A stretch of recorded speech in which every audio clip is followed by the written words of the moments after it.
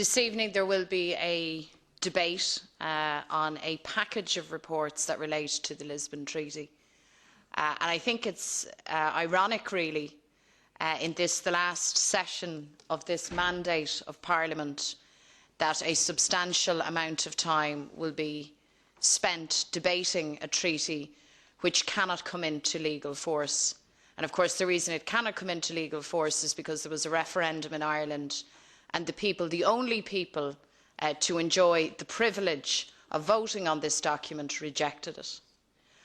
I think as we move into elections in a number of weeks' time, we need to pause and reflect on what's happening here, because you see, we hear the rhetoric of democracy in this House time and again, and we very often wear as a badge of honour the fact that this is the only directly elected EU institution. And yet, the members of this Parliament are comfortable, and in some cases even enthusiastic, to set aside the democratic verdict of people. In this case, it's the Irish people. Of course, the French and the Dutch had a similar, if not identical, a similar reaction when they voted down the EU constitution. So last evening, on behalf of the GUE-NGL group, I asked that these reports be struck from the agenda. That request made by our group was denied.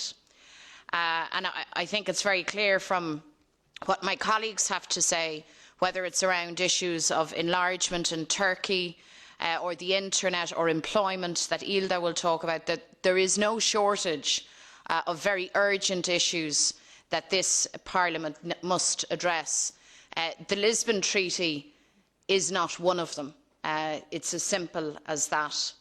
I know that the institutional reaction to the vote in Ireland has caused a lot of anger amongst the Irish electorate. I know, and many of you know, that our Minister domestically, Mr Dick Roche, has announced that there will be a second referendum in October. You may question the democratic merits of that or not, but what is for certain sure is that it is not appropriate or acceptable that this Parliament would either ignore the democratic view of Ireland and seek to set it aside, or on the other hand that this Parliament would allow itself to be used as a pressure mechanism on the Irish people in advance of next October's referendum.